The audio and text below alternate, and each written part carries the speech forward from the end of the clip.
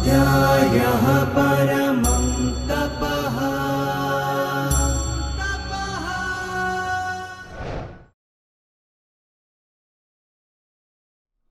नमस्कार मित्राणि, पत्राचार द्वारा संस्कृतम द्वितीय चरणम परिचयः।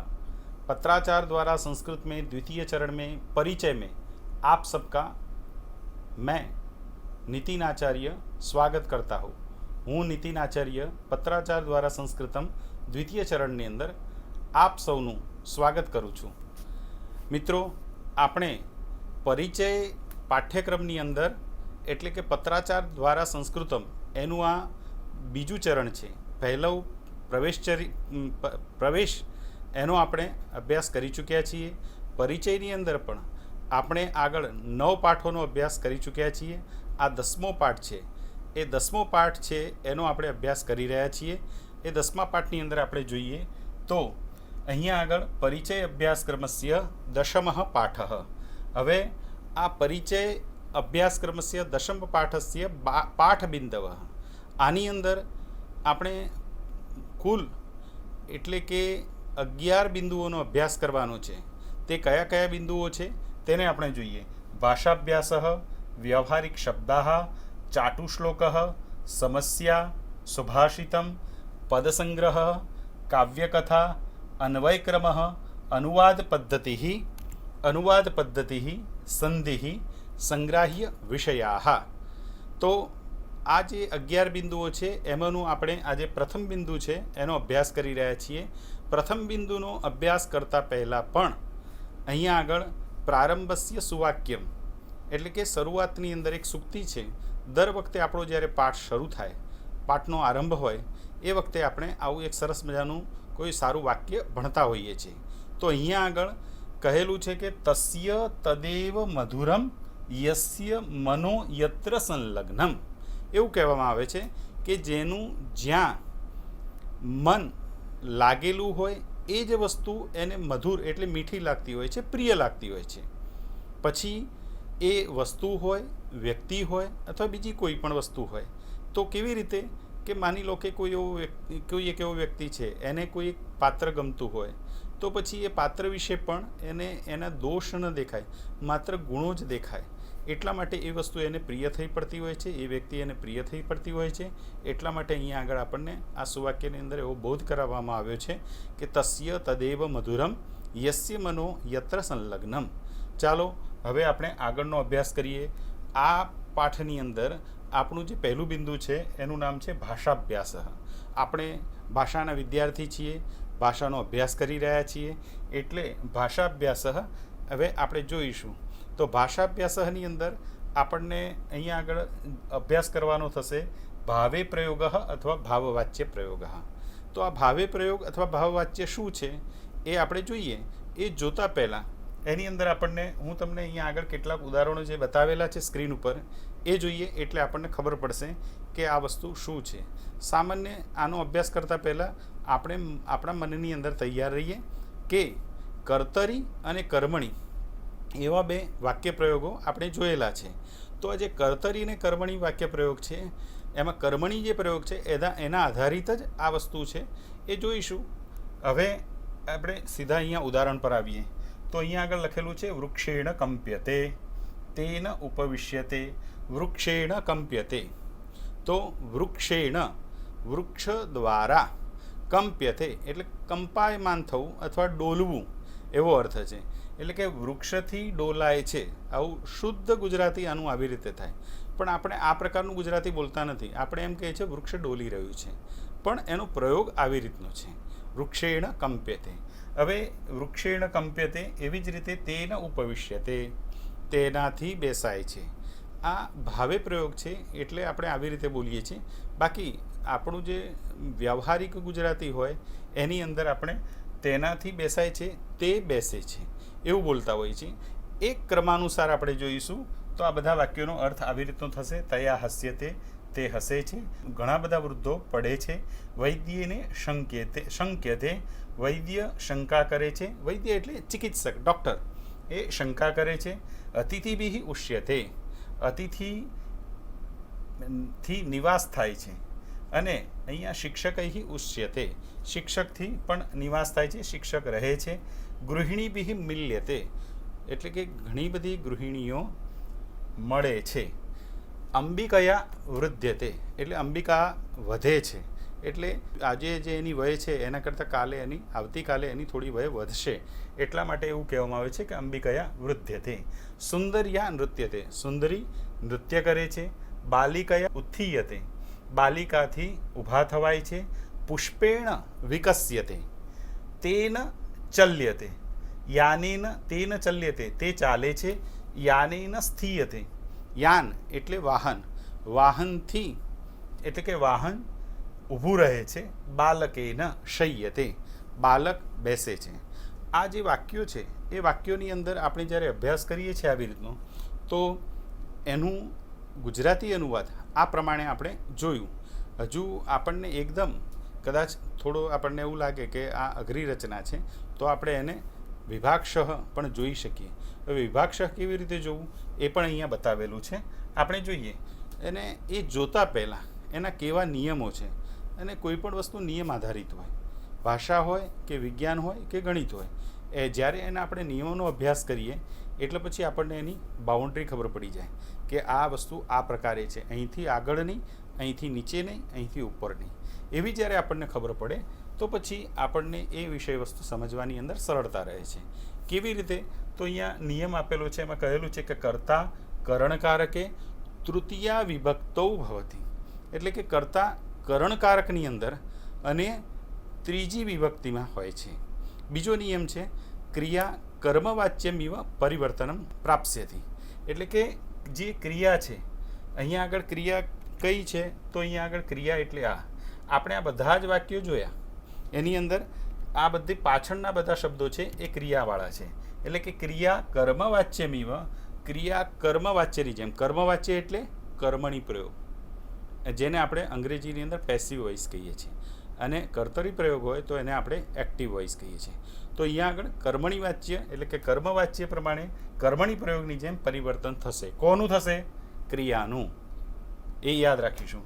ક્રિયા સદૈવ કેવલમ પ્રથમ પુરુષે એક વચને ભવતી. અને ક્રિયાની પણ સ્પષ્ટતા કરી કે ક્રિયા જે હોય છે એ સદાય માટે માત્ર પ્રથમ પુરુષ એક વચનમાં જ આવશે. એને કર્મ તો હોતું જ નથી, પરંતુ જે કર્તા હોય છે એ કર્તા એક વચનમાં હોય, દ્વિવચનમાં હોય, પ્રથમ પુરુષ હોય કે કોઈ પણ વસ્તુ હોય, એને અહીંયા આગળ પ્રથમ પુરુષ એક વચનમાં જ મૂકવી. એવી રીતે એનો નિયમ છે. હજુ અંતિમ નિયમ છે એ પ્રમાણે અયમ પ્રયોગ એવ, આ પ્રયોગ જે થાય છે અકર્મક ક્રિયા દ્વારા જ થાય છે. એટલા માટે જે એનું નામ જ અકર્મક આપી દીધું છે કે જેની અંદર કર્મનો સદંતર અભાવ હોય. હવે જ્યારે કર્મ હોય જ નહીં ત્યારે એને આપણે અકર્મ ક્રિયા ભવતી અતઃ કર્મ ન ભવતી, એટલે કર્મની કોઈ આવશ્યકતા જ નથી, કર્મ મૂકવામાં જ નથી આવતું. એ આ ભાવે પ્રયોગની વિશેષતા છે. એટલે આપણી સંસ્કૃત ભાષા પ્રમાણે અત્યારે આપણે એવું મનની અંદર સ્પષ્ટ કરીએ. શું સ્પષ્ટ કરવાનું છે? કે કર્તરી પ્રયોગ હોય છે, બીજું કર્મણી પ્રયોગ હોય છે, અને ત્રીજું ભાવે પ્રયોગ હોય છે. કર્તરી પ્રયોગ, કર્મણી પ્રયોગ અને ભાવે પ્રયોગ.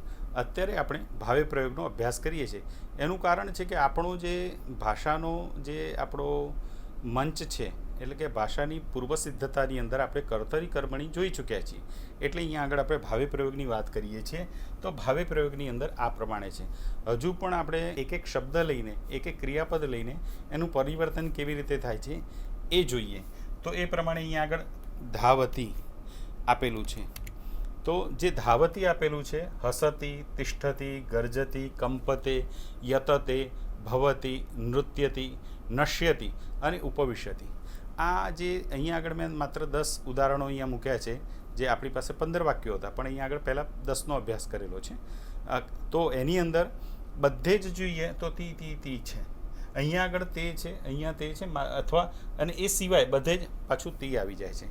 એટલે કે તી અથવા તે, એટલે કે વર્તમાન કાળની અંદર જે ક્રિયાપદ હોય એ ક્રિયાપદની અંદર અંતે તી આવે અથવા તે આવે, એ પ્રથમ પુરુષ એક વચનની અંદર. એ પ્રથમ પુરુષ એક વચનની અંદર આવી રીતે તી અથવા તે આવે. તીવાળા બધા જ વાક્યો એટલે કે તીવાળા બધા જ ક્રિયાપદો એ પરસ્મય પદના હોય છે અને તેવાળા એ બધા આત્મનેપદના હોય છે. હવે પરસ્મય પદ શું અને આત્મનેપદ શું એનો આપણે પહેલાં અભ્યાસ કરેલો છે.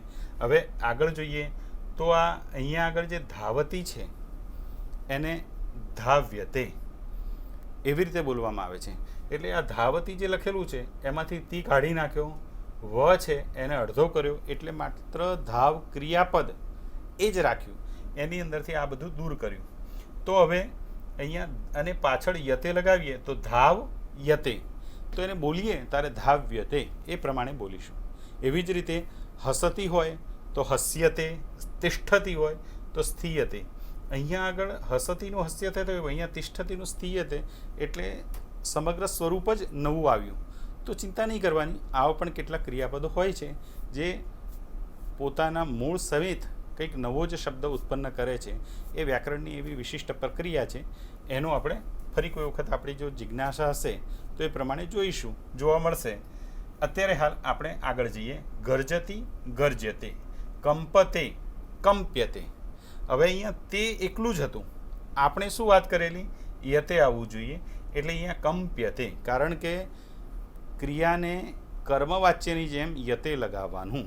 તો કંપતેનું કંપ્યતે, યતતેનું યત્યતે, ભવતીનું ભૂયતે, નૃત્યતીનું નૃત્યતે, નશ્યતિ નશ્યતે, ઉપવિશતિ ઉપવિશ્યતે.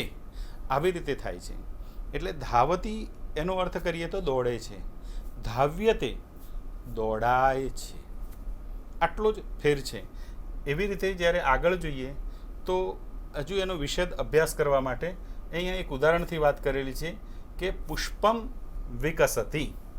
તો જે પુષ્પમ વિકસતી છે એને આપણે પુષ્પેણ વિકસ્યતે એવી રીતે બોલીએ છીએ. હવે જે પુષ્પમ વિકસતી, જુઓ આની અંદર કર્મ નથી, બરાબર, કર્મનો અભાવ છે. પુષ્પમ વિકસતી, પુષ્પ ખીલે છે, પુષ્પથી ખીલાય છે, પુષ્પેણ વિકસ્યતે. એવી જ રીતે પર્ણમ પતતી, પર્ણ પડે છે, પાંદડું પડે છે, પર્ણેન પત્યતે એવું બનવું જોઈએ. આપણે માત્ર અત્યારે હાલ એનો જે આ સરળ વાક્યો છે, સરળ વાક્યો એટલે આપણે શીખવાનું છે ભાવવાચ્ય. અત્યારે હાલ આપણી પાસે જે વાક્યો છે એ બધા જ વાક્યો કર્તરી પ્રયોગના એટલે કર્તૃવાચ્ય છે. પર્ણમ પતતી, વિચારઃ સ્ફુરતિ, વિચાર સ્ફુરે છે, ઉત્પન્ન થાય છે. સીતા કંપતે, સીતા કાંપે છે. બાલઃ યતતે, બાલક પ્રયત્ન કરે છે. સિંહાઃ ગર્જન્તિ, સિંહો ગર્જના કરે છે. બાલિકાઃ તિષ્ઠન્તિ, ફલમ નશ્યતિ, વિદૂષકાઃ હસન્તિ, ફળ નષ્ટ થાય છે એટલે કે બગડી જાય છે. વિદૂષકાઃ હસન્તિ, વિદૂષકો હસે છે. નર્તક્યઃ નૃત્યન્તિ, નર્તકીઓ નાચે છે. બાલાઃ પતન્તિ, બાળકો પડે છે. આ રીતના જે વાક્યો છે એને જેમ પુષ્પમ વિકસતી છે એમ પુષ્પેણ વિકસતી જેમ બનાવ્યું એ પ્રમાણે આને પણ બનાવવું પડે. તો કેવી રીતે બને? તો પર્ણમ પર્ણેન, વિચારઃ વિચારેણ. આમ તો આખું વાક્ય જ જોવાનું હોય છે, પણ સરળતા માટે આપણે પર્ણમનું પર્ણેન, વિચારઃ વિચારેણ, સીતા સીતયા. તો સીતાનું સીતયા કેમ થયું? તો આપણે અકારાંત પુલ્લિંગ શબ્દ અને આકારાંત સ્ત્રીલિંગ શબ્દ, એ આ અકારાંત છે અને આ આકારાંત છે, આ પુલ્લિંગ છે, આ સ્ત્રીલિંગ છે. એટલે લતા શબ્દ હોય તો લતયા, સીતા હોય તો સીતયા, પ્રિયા હોય તો પ્રિયયા. એવી જ રીતે અહીંયા આગળ સીતા કંપતે, સીતયા કંપ્યતે. આવી રીતનું બાલઃ યત્યતે, બાલેન યત્યતે. આવી રીતનું બને છે. સિંહાઃ ગર્જન્તિ, સિંહૈઃ ગર્જ્યતે. સિંહો ગર્જના કરે છે, સિંહોથી ગર્જના કરાય છે. હજુ પણ આગળ બાલિકાઃ તિષ્ઠન્તિ, બાલિકાભિઃ સ્થીયતે. બાલિકાઓ એટલે કે છોકરીઓ, દીકરીઓ બેઠી છે, દીકરીઓથી બેસાય છે. ફલમ નશ્યથી, ફળ નષ્ટ થાય છે, બગડે છે. ફળથી નષ્ટ થવાય છે, બગડાય છે. વિદૂષકાઃ હસંતિ, એટલે જે અહીંયા બગડાય છે એવી રીતનું ગુજરાતીમાં કોઈ એવો શબ્દ આવતો નથી. એટલે આ તો દરેક ભાષાની વિશેષતા હોય. કેટલાક શબ્દો પોતાની ભાષામાં આવી રીતે આપણે કાનમાં પડેલા હોય, આપણે સાંભળેલા હોય, આપણે પ્રયોગ પણ કરતા હોઈએ એવું બને. અને કેટલાક શબ્દો એવા હોય કે આપણે જ્યારે એને બળજબરીપૂર્વક એનો અર્થ કાઢવામાં, એનો અનુવાદ કરતા હોય એવું પણ લાગે. પણ આ જ્યારે ભાષામાં આવી રીતે ભણતા હોય તો આવું બને. પણ આપણે એના નિયમ પ્રમાણે કરી રહ્યા છીએ. વાત એ મહત્ત્વની છે, એ યાદ રાખીશું. વિદૂષકાः હસંતિ વિદૂષકૈः હસ્યતે. વિદૂષકો હસે છે, વિદૂષકોથી હસાય છે. નર્તક્યઃ નૃત્યંતિ, નર્તકીઓ નાચે છે, નર્તકીઓથી નચાય છે. બાલાહ પતંતિ બાલાભિઃ પત્યતે.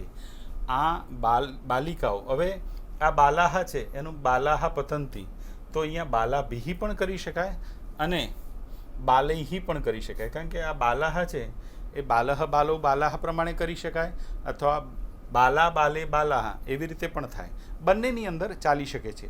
આપણે અહીંયા આગળ સ્ત્રીલિંગ સમજીને કરેલું છે, તો કોઈ પુલ્લિંગ સમજીને અહીંયા આગળ બાલાભિઃ છે, અહીંયા બાલાભિઃ છે એની જગ્યાએ બાલૈઃ કરે તો ખોટું નથી. આગળ જોઈએ. હવે આ ભાવે પ્રયોગતઃ કર્તરી પ્રયોગે પરિવર્તન. જો આપણે જ્યારે કોઈ પણ ભાષા ભણીએ અથવા કોઈ પણ વિષય ભણીએ તો એની અંદર એવું હોય છે કે 2 + 4 એટલે 6 થાય, પરંતુ હવે 6 - 4 એટલે એનો જવાબ 2 આવે તો અર્થ આપણે સમજી શકીએ કે એ વસ્તુ સાચી છે. એનું ક્રોસ ચેકિંગ થયું, ટેલી થઈ ગયું. તો અહીંયા આગળ પણ એવી રીતે જેમ આપણે કર્તરી પ્રયોગની અંદરથી કર્મણી પ્રયોગ ભાવે પ્રયોગની અંદર પરિવર્તન કર્યું, એવી જ રીતે એ જ નિયમો થકી આપણે જ્યારે ભાવે પ્રયોગનું કર્તરી પ્રયોગની અંદર પુનઃ પરિવર્તન કરીએ તો આપણને સ્પષ્ટ ધ્યાનમાં આવે કે આ વસ્તુ આ પ્રકારે છે. હવે અહીંયા જુઓ કે ભાવે પ્રયોગતઃ કર્તરી પ્રયોગે પરિવર્તન. આપણે પહેલાં કર્તરી પ્રયોગથી ભાવે પ્રયોગ, હવે ભાવે પ્રયોગથી કર્તરી પ્રયોગ તરફ જઈએ છીએ. બરાબર ને? હવે સમજી લેજો, બહુ જ સરળ વસ્તુ અહીંયા સમજાવવામાં આવેલી છે. એ પ્રમાણે જોઈએ તો બાલકાભ્યામ ઉપવિશ્યતે. બાલકાભ્યામ, બાલકઃ બાલકૌ બાલકાઃ પ્રથમા વિભક્તિ, બાલકમ બાલકૌ બાલકાન દ્વિતીયા વિભક્તિ, બાલકેન બાલકાભ્યામ તૃતીયા વિભક્તિ દ્વિવચન. હવે આ તૃતીયા વિભક્તિ દ્વિવચન છે તો અહીંયા ફેર નથી પડતો, અહીંયા તો તે જ આવવાનું છે. અહીંયા આગળ બાલકાભ્યામ ઉપવિશ્યતે તો બાલકૌ ઉપવિશ્યતઃ એવું બનવું જોઈએ. તો અહીંયા થશે બાલકૌ ઉપવિશ્યતઃ, એ રીતનું છે. ગૃહિણીભિઃ હસ્યતે, ગૃહિણીઓ હસે છે. તે તૈઃ પત્યતે, તે પડે છે. અસ્માભિઃ ક્રીડ્યતે, અમારાથી રમાય છે. શિશુભિઃ રુદ્યતે, બાળકોથી રડાય છે. યુવાભ્યામ ભૂયતે, તમારા બંને દ્વારા થવાય છે. લતાભ્યામ વર્ધતે, 2 લતાઓથી વધાય છે. ઉપર એટલે એની વૃદ્ધિ થાય છે, અર્થ એવો છે. છાત્રીઃ ઉત્થીયતે, છાત્રોથી ઊભા થવાય છે. ઉત્થીયતે ઉત્થાન થાય છે. વૃક્ષૈઃ કંપ્યતે, વૃક્ષોથી ડોલાય છે અથવા કંપન થાય છે. કંપન અને ડોલવું આમ તો જોવા જઈએ તો બંને ઘણું બધું સરખું જ છે. બાલિકાભિઃ મિલ્યતે, અને બાલિકાઓથી એટલે કે દીકરીઓથી, જે સ્ત્રીલિંગ શબ્દ છે, બાલિકાઓથી મિલ્યતે મળાય છે. બેનપણી હોય, મળવાનો સ્વભાવ છે, દરેક માણસ એકબીજાને મળીને પ્રસન્ન થાય. તો એ જ વસ્તુ અહીંયા બતાવેલી છે. હવે ભાવે પ્રયોગતઃ કર્તરી પ્રયોગે આપણે જે પેલા માત્ર પ્રશ્નો જોયા, હવે પ્રશ્નો આપણે ઉત્તર સહિત જોઈએ છીએ. તો બાલકાભ્યામ ઉપવિશ્યતે, તો આ બાલકાભ્યામ છે એનું બાલકૌ કર્યું. કેમ? તો આ તૃતીયા વિભક્તિ છે એની આપણે પ્રથમા વિભક્તિ કરી. જેમ પ્રથમા વિભક્તિની અંદરથી તૃતીયા કરેલું હતું એવી જ રીતે અહીંયા તૃતીયામાંથી પ્રથમાની અંદર પરિવર્તન છે. બાલકાભ્યામ ઉપવિશ્યતે બાલકૌ ઉપવિશતઃ. હવે ગૃહિણીભિઃ હસ્યતે તો ગૃહિણ્યઃ હસંતિ. તૈઃ પત્યતે, તે પડે છે. તે પતંતિ, તે પડે છે. બંનેનું આમ તો એ જ છે, પણ આપણે તેઓથી પડાય છે, તે પડે છે. આ ભાવે પ્રયોગ છે, આ કર્તરી પ્રયોગ છે. આપણે હજુ પણ ફરીથી એક વખત યાદ કરી લઈએ કે આ બધા જ વાક્યોની અંદર ક્યાંય પણ કર્મ નથી, કર્મનો અભાવ છે, અને એ જ માત્ર ભાવે પ્રયોગની વિશેષતા છે. બાકી જો કર્મ આવી જાય, આવે નહીં આ વાક્યોમાં, એનો એક નિયમ છે એટલા માટે, પણ આવી જાય તો પાછું એ શું થઈ જાય? કર્મણી પ્રયોગ થઈ જાય. અસ્માભિઃ ક્રીડ્યતે વયમ ક્રીડામઃ, અમારાથી રમાય છે, અમે રમીએ છીએ. શિશુભિઃ રુદ્યતે, શિશવઃ રુદંતિ, શિશુઓથી રડાય છે, શિશુઓ રડે છે. હજુ આગળ આપણે 5 વાક્યો, 5 વાક્યો, આ 6, 7, 8, 9, 10 એનો પણ અભ્યાસ કરીએ. યુવાભ્યામ ભૂયતે તો યુવામ ભવતઃ, તમારાથી થવાય છે, તમે થાવ છો. લતાભ્યામ વર્ધેતે, લતાઓથી વર્ધન થાય છે એટલે કે વૃદ્ધિ થાય છે. લતાઓ વધે, બે લતાઓ વધે છે. છાત્રૈહિ ઉત્થ્યતે, અનેક છાત્રોથી ઊભા થવાય છે, અનેક છાત્રો ઊભા થાય છે. વૃક્ષૈહિ કંપ્યતે, અનેક વૃક્ષોથી ડોલાય છે, અનેક વૃક્ષો ડોલે છે. શિક્ષિકાભિ મિલ્યતે, શિક્ષિકાઓથી મળાય છે, ક્ષમા કરજો, બાલિકાભિ મિલ્યતે, બાલિકાઓથી મળાય છે. બાલિકાહ મિલંતી, યાદ રાખીશું. હવે આગળ જોઈએ અન્ય પ્રયોગ. ભૂતકાળ, જેમ આપણે અત્યારે હાલ મેં પહેલાં પણ વાત કરી જ્યારે આરંભ કર્યો ત્યારે કે વર્તમાન કાળની અંદર આ પ્રકારે તી તે મેં એવું બતાવેલું હતું. 10 વાક્યો હતા, એમાં 8 વાક્યો તીવાળા હતા અને 2 વાક્યો તેવાળા હતા. તો અને એ આખો જે પ્રયોગ હતો અથવા અત્યાર સુધીના જોયેલા બધા જ વાક્યો એ બધા વર્તમાન કાળના હતા, લટ લકારના હતા. અત્યારે હાલ જે આપણે અભ્યાસ કરી રહ્યા છીએ એ વાક્યોની અંદર ભૂતકાળ એટલે કે લંગલકાર, લોટલકાર અને વિધિલિંગ લકાર પણ આવી શકે છે. અસ્માભિ અક્રીડ્યત, તો આ ભૂતકાળ છે. અહીંયા જો અક્રીડ્યત, અનૃત્યત, યત્યતામ, જીવ્યતામ, ચલિતવ્યમ, ભ્રમિતવ્યમ, સ્ફુરિતમ, ઉપવિશ્યતામ, અપત્યત, ભવિતવ્યમ, પતિતમ, ધાવિતમ, ઉપવેષ્ટવ્યમ, વિકસ્યતામ, અમિલ્યત. જે વર્તમાન કાળ હતો એ સમજવો સરળ હતો. હવે જ્યારે ભૂતકાળ એટલે કે લંગલકાર, લોટલકાર ને વિધિલિંગ લકાર એને જ્યારે સમજીએ તો થોડો શ્રમ કરવો પડે. નહીં આવડે એવી ભીતિ નહીં રાખીએ, આવડશે, અવશ્ય આવડે. કારણ જે પ્રયત્ન કરે તેને અવશ્ય ફળ મળે. એટલે આપણે આને વ્યવસ્થિત રીતે જોઈએ. અસ્માભિ અક્રીડ્યત, અમારાથી રમાય છે, રમાયું ભૂતકાળ છે એટલા માટે. નર્તકીભિ અનૃત્ય, નર્તકીઓથી નૃત્ય કરાયું. તેનાથી એટલે અહીંયા તયા એટલે સ્ત્રીલિંગ છે, તે સ્ત્રીથી યત્યતામ, પ્રયત્ન થાવ, તે સ્ત્રીથી પ્રયત્ન થાવ. એના કર એમ કહેવાય કે તું પ્રયત્ન કર, પણ અહીંયા આગળ આપણે એને લોટલકારની અંદર યત્યતામ, આ તો આવે, આગળ આવે તો એ વિધિલિંગ લકાર હોય, લંગ લકાર હોય. તામ આવે તો એ તામ જે આવે છે ત્યાં આગળ લોટલકાર હોય. અને તવ્યમ એ પ્રકારનું જ્યારે આવે અથવા તમ આવે તો તમનું પાછું ત પ્રયોગ છે એટલે એ સિવાયનો પ્રયોગ છે. અને આ પણ આવી રીતે તવ્યમવાળા એ વિધિલિંગવાળા પ્રયોગો છે. અહીંયા આગળ આપણે જોઈએ તો તે તયા અયત્યતામ એટલે તેનાથી પ્રયત્ન થાવ. સસ્યૈહિ જીવ્યતામ, સસ્ય એટલે નાનો એવો પ્લાન્ટ, છોડ, પૌધા. તો એ સસ્યૈહિ જીવ્યતામ એની વાત કરી એટલે કે છોડવાઓથી જીવાવ. એમ થોડું વિચિત્ર લાગશે. સસ્યૈહિ એટલે કે વૃક્ષો જીવે અને રહે, કારણ કે વૃક્ષો રહેશે તો આપણે રહીશું અને પછી આ વિશ્વ રહેશે. આ જગતની ઉત્પત્તિ થયેલી છે એ લાંબા સમય સુધી રહેશે. પ્રલય તો થવાનો જ છે, પણ વચ્ચેનો જે સમય છે એ સારો વીતી શકે. વાહનેન ચલિતવ્યમ, તો વાહનથી ચલાવવું જોઈએ. વ્યજનૈહિ ભ્રમિતવ્યમ, વ્યજનૈહિ એટલે કે પંખાઓથી ફરાવવું જોઈએ. નયનેન સ્ફુરિતમ, આંખથી સ્ફુરણા થઈ. અતિથિભિ ઉપવિશ્યતામ, અતિથિઓથી બેસાઈ જાય. આ પ્રયોગ છે ઉપવિશ્યતામને, એ અંગ્રેજીની અંદર આને જરા આપણે સમજીએ તો કોઈ વખતે બહુ મોટો કાર્યક્રમ ચાલતો હોય તો એની અંદર એવું કહેવામાં આવે છે કે પ્લીઝ બી સિટેડ.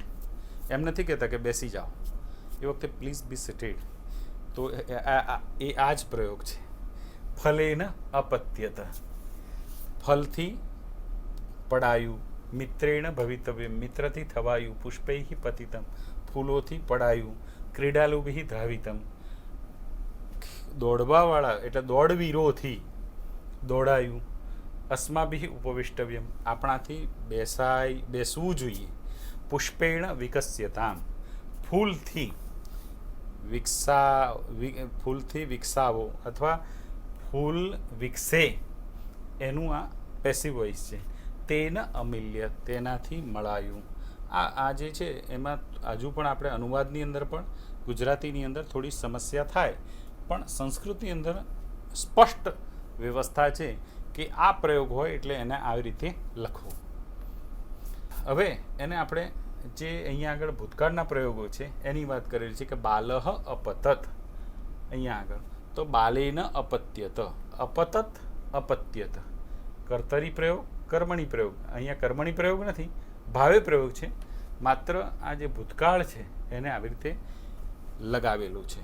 તો સિંહ અગર્જત, સિંહ ગરજ્યો. મયુર નૃત્યત, મયુર નાચ્યો. મોર નાચ્યો. સહ લજ્જત, તેને લજ્જા થઈ, તેને શરમ આવી અથવા તે શરમાયો. સ્પષ્ટ તો આવું છે. કાર્યક્રમ અવર્તત, કાર્યક્રમ હતો. બાલાહ અક્રીડન, બાલિકાઓ રમી. ફલાની અપતન, ફળો પડ્યા. જનાહ અમોદંત, લોકોએ આનંદ કર્યો. વૃક્ષાહ અશોભંત, વૃક્ષો શોભ્યા. બધા લોકોએ પ્રશંસા કરી, વાહ સુંદર મજાના વૃક્ષો છે. એટલે વૃક્ષાહ એટલે એ સરસ શોભી રહ્યા છે, એટલે અહીંયા વૃક્ષાહ અશોભંત એવું કહ્યું છે. અહમ અહસમ, હું હસ્યો. ત્વમ અમિલહ, તું મળ્યો. એવી રીતના પ્રયોગો છે. એને અહીંયા આગળ ફલાની અપતન, તો ફલૈહિ અપત્યત. જનાહ અમોદંત, જનૈઃ અમોદ્યત. વૃક્ષાઃ અશોભંત, વૃક્ષૈઃ અશોભત. અહમ અહસમ, મયા અહસ્યત. ત્વમ અમિલહ, ત્વયા અમિલ્યત. ફળો પડ્યા, ફળોથી પડાયું. જનાહ અમોદંત, લોકો આનંદ કર્યો, લોકોએ આનંદ કર્યો, લોકોથી આનંદ કરાયો. વૃક્ષાઃ અશોભંત, વૃક્ષો શોભ્યા, વૃક્ષોથી શોભાયું. અહમ અહસમ, હું હસ્યો, મારાથી હસાયું. મયા અહસ્યત, ત્વમ અમિલહ, તું મળ્યો. ત્વયા અમિલ્યત, તારાથી મળાયું. આ જે આગળના પ્રયોગો હતા એ લંગલકારના હતા. હવે પછીના જે પ્રયોગો છે એ પ્રયોગો આજ્ઞાર્થ લોટ લકારના પ્રયોગો છે. બાલહ ઉપવિશતો, બાળક બેસી જાય, બેસે. બાલેન ઉપવિશ્યતામ, બાળકથી બેસાય. આમ આદેશ છે. એ આદેશ પણ કર્મવાચ્યનો આદેશ છે. સહ હસતું, તો તેન હસ્યતામ. લતા વર્ધતામ, લતા વધે. છાત્રાહ ક્રીડંતુ, છાત્રો રમે. અહમ ઉપવિશાની, હું બેસું. ત્વમ મિલ, તું મળ. હવે જે આ વાક્યો છે એને સહ હસતું ને તેન હસ્યતામ, તેનાથી હસાવ. લતા વર્ધતામ, લતયા વર્ધ્યતામ. છાત્રાહ ક્રીડંતુ, છાત્રો રમે. અનેક છાત્રો રમે, તો અનેક છાત્રોથી રમાય. અહમ ઉપવિશાની, મયા ઉપવિશ્યતામ, હું બેસું, મારાથી બેસાય. ત્વમ મિલ, તું મળ, તારાથી મળાય. આગળ વિદ્યાર્થ જે પ્રયોગ છે, જો આપણે થોડું પાછળ જઈ અને એનો અભ્યાસ કરી લઈએ. કેવી રીતનો અભ્યાસ કરવાનો છે? તો પહેલાં આપણે શું જોયેલું હતું કે પહેલાં કર્તરી પ્રયોગ જોયો, એટલે કે વર્તમાન કાળ. પછી ભૂતકાળ જોયો. પછી આપણે એ પછીનો જે લકાર જોયો એ કાળ નથી, એને લકાર કહીએ છીએ આપણે. અંગ્રેજીની અંદર મૂળ કહે છે, એટલે કે એને ઇમ્પેરેટિવ મૂળ કહેવામાં આવે છે. આજ્ઞાર્થ. અને અત્યારે આપણે વિધિલિંગ લકાર જોઈશું. અહીંયા વિધિલિંગ લકારના વાક્યો છે.